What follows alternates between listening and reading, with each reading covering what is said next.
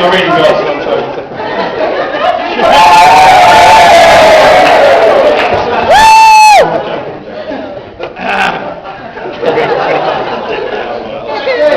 Ladies and gentlemen, good evening. Now, for those of you who have been taking advantage of the free alcohol tonight, I can confirm to you you're not seeing double, there are in fact two of us. By the counts, Ricky tried to find one best man, but in the end gave up and settled for two fairly average men.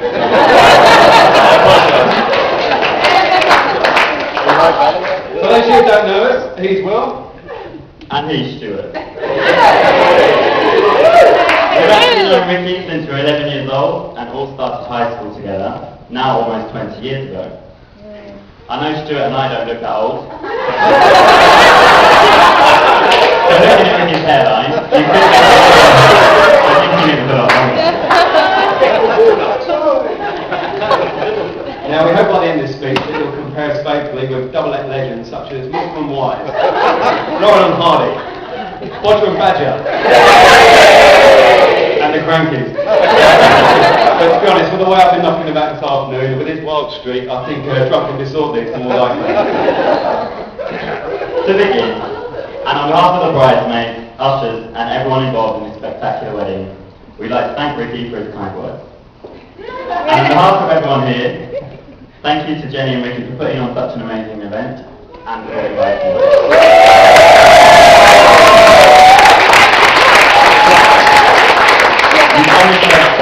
You put together a stunning wedding and we're all honoured to be part of it. I'm sure you'll agree everything's perfect down to the smallest detail. It has to be one of the most well-organised weddings in history and we know a lot of work has gone into it. Well done, Jenny.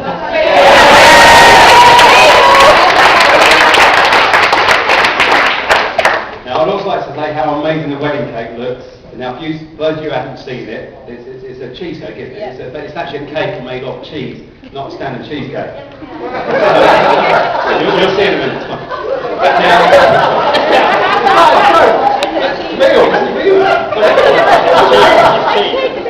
Now, for those of you, ladies and gentlemen, you may ask yourselves, why a cheesecake instead of a standard sponge or fruit cake? For some it may seem an unconventional choice, but let me tell you, Ricky and Jenny aren't exactly a conventional couple. Now, most relationships these days are based on your good old-fashioned style of love, you know, the kind of same sense of humour, physical attraction, trust, you know, etc., that sort of thing. And don't get me wrong, they've got that. They've got that in buckets, but their love their love is based on something much more than that. It's based on a mutual obsession for cheese and cheese-based products. Now, the other week while I was putting this speech together and reviewing Ricky's high points and achievements, I actually fell asleep. Achievements, yeah. But it was while I was asleep I had the strangest dream. I dreamt that some big Hollywood producers had come to town and wanted to make a big movie blockbuster on the trials and tribulations of these two lovebirds, and tell the story of how close Jenny actually came not to being able to have the cheesecake of her dreams. Now, I was a famous film critic in this dream, and I've been sat down by the producers to give my expert opinion on the movie trailer. And as far as I can remember, the movie trailer was something like this. Bear with me. Come and bear with me.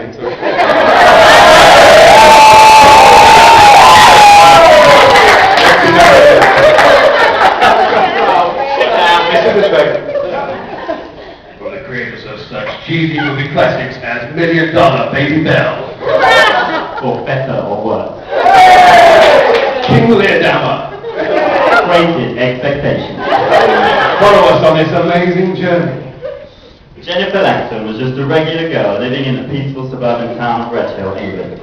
Just like any other girl, she had a dream, to marry her knight in shining armour and celebrate in the traditional Surrey way, by devouring a tower of delectable dairy delights, consisting of the finest cheese from around the globe. But something would happen to Jenny that would change all of this, and put her biggest dream in jeopardy. Come and see what the critics are already calling the best cheese-related movie since the Academy Award-winning Philadelphia.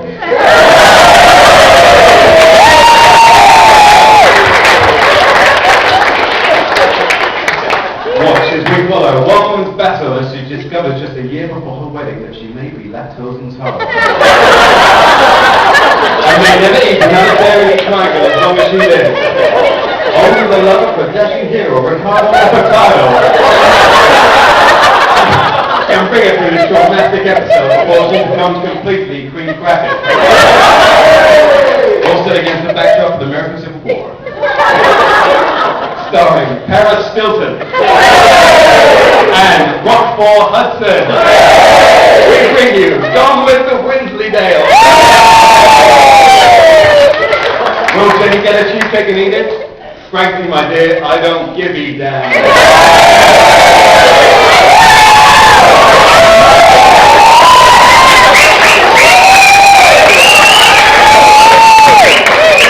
Alright, no more treat puns, I promise. I'll be treading extremely carefully from now on. Right, that's it. Without further ado, please follow me to pass you back on my little Will.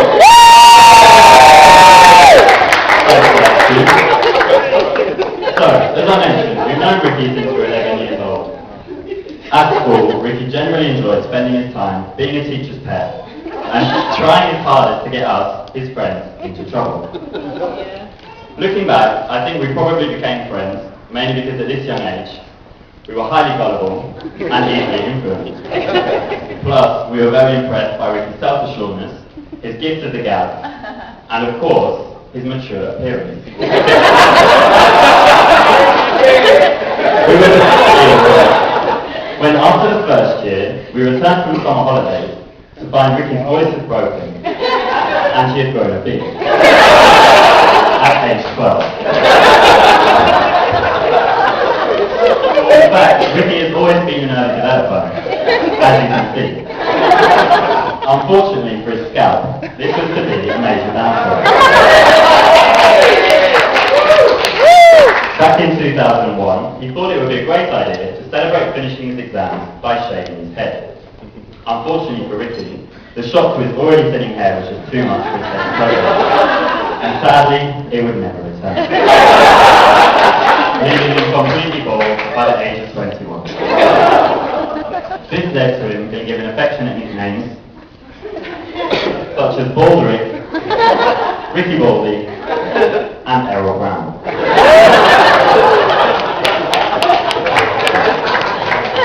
Now, after we finished school, whether by fate, whether Ricky just couldn't be there without me, most likely, or whether it was the university that would take us with our pretty poor A-level results, we both ended up together at the University of Hertfordshire. And I've got to say, we had the most amazing time and made some excellent friends. One of who's got to sleep at home. Should have been said.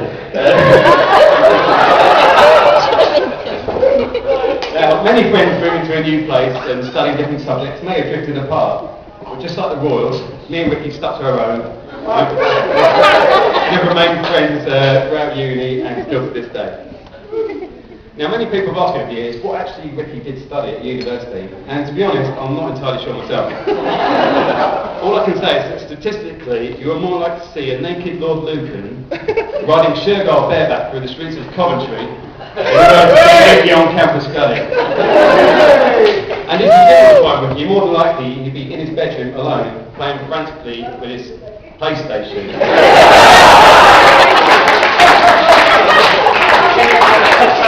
Either that or watching his entire box set of Friends or his beloved Star Trek Voyager. And of course, without a doubt, be wearing his trademark blue, pizza-stained blue dressing gown, finger flip-flops, and a lovely pair of brown white ones.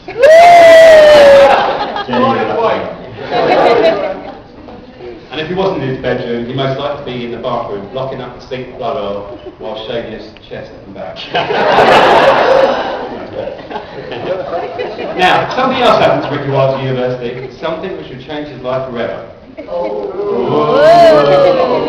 was just a normal Friday night down in the student SU. Snake bite in hand, build me up buttercup playing in the background. But then something, or should I say someone, called Ricky's eye. Across a sticky wet dance floor stood a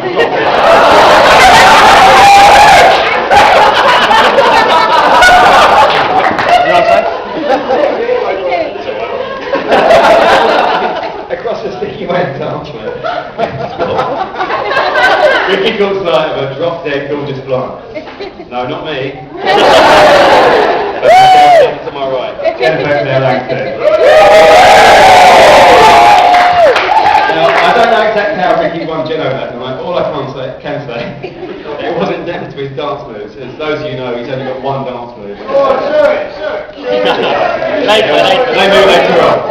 And it certainly can't be one of his chat lines that blew Jen away. It's the only one I've ever heard him use is, "You alright?" People say, "Like Craig David." You want to dance? See, this was pre-booked. And when Ricky found out that Jen lived only 5 minutes from his family home, they must have both thought that this was meant to be. And then Ricky went and ruined it by serenading Jen for the rest of the night with the Jennifer Lopez classic, She's Still Jenny from the Block. But luckily this wasn't enough to put Jen off, and they're still celebrating. Now those of you who know Ricky, you know that he likes to think he's a bit of a macho, a bit of an alpha male. Alpha male?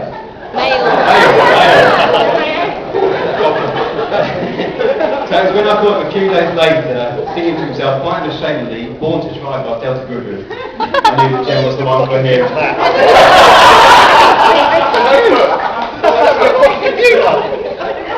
So, after a few years of hard studying, Ricky, Stuart and I decided to celebrate finishing university by backpacking around Europe for a few weeks.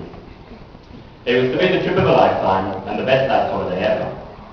So, we were a bit surprised when as we set off, Rick announced that Jen would be joining us for some of the trip. It must have been love. For some reason, it seems he preferred to visit romantic cities like Venice and Florence with her rather than just us. Anyway, Stu and I soon got over the shock and the four of us actually had a great time. Jen made a great addition to the group and it was good fun travelling together. Even if our student budget meant that we often all shared a room to couple. Needless to say, we got to know Jen very well. Because her leadership skills and organisational we probably wouldn't have seen and done half as much as she hadn't been. Now, for some inexplicable reason, Jenny and Ricky have never asked us to go travelling with them again. But fortunately for us, being the organised and conscientious couple that they are, they posted all the details of the honeymoon on the wedding website. Stu and I are very excited about and don't worry, we've already contacted hotels and make all the sleeping arrangements. Now, whilst preparing for this speech, Will and myself have been racking our brains trying to think of some really embarrassing stories of Rick. And to be honest, he's kept himself pretty clean over the years. That was until his Olympic team to UK graduate.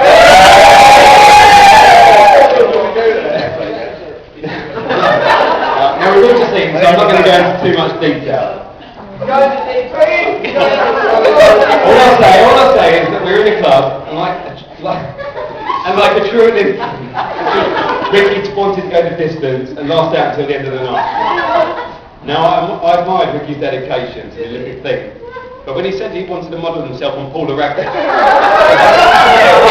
assumed he was referring to her great stamina, and not what she was famous for doing on the side of the road. For those of you who aren't familiar with Paula Rackett's antics, all I say that Rick's night was unexpectedly cut short. Or should I say, caught short. As we move over the night out, the future night out, I'll put you a little gift, mate. Oh, God.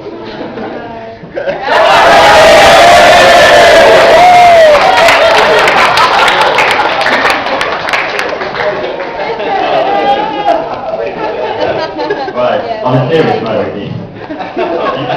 You've been a great friend to both of us over the past couple of decades, and we've all shared some great times together.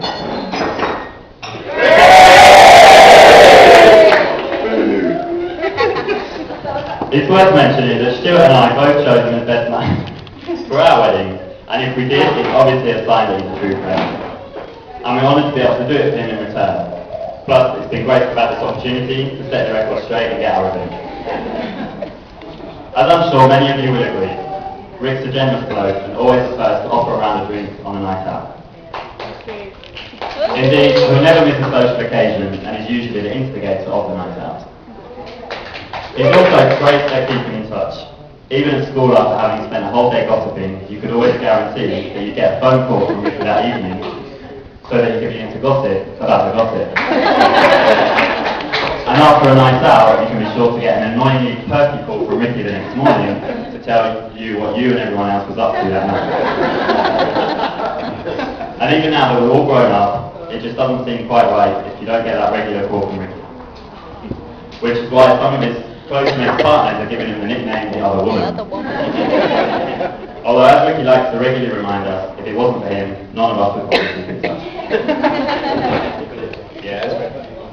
As Will said, you're a fantastic mate, and you've always been a loyal friend. In times of trouble, you can always guarantee that Ricky will be the first person on the scene to help you or back you up. I think most of Rick's friends, at some point, have been thankful for his support and loyalty over the years. Isn't that right, James? You're a great listener and easygoing, and I think everyone will agree with me that you always make them feel at ease when they're with you. And it's all these qualities that make Ricky a great friend and also a fantastic role model. Which is why I made you godfather to my little daughter Maisie. Yay! Rick, you've gained a beautiful, funny, loving and caring wife in Jen. And Jen, well, you've gained a lovely dress and a lovely no, seriously, you've gained a fantastic husband who I know will always be there to love and support you. Seriously, you... Oh, that's your turn. Jenny, of course, we could offer you all kinds of advice and commiseration, but you two have been together so long, you obviously know what you're getting yourself into.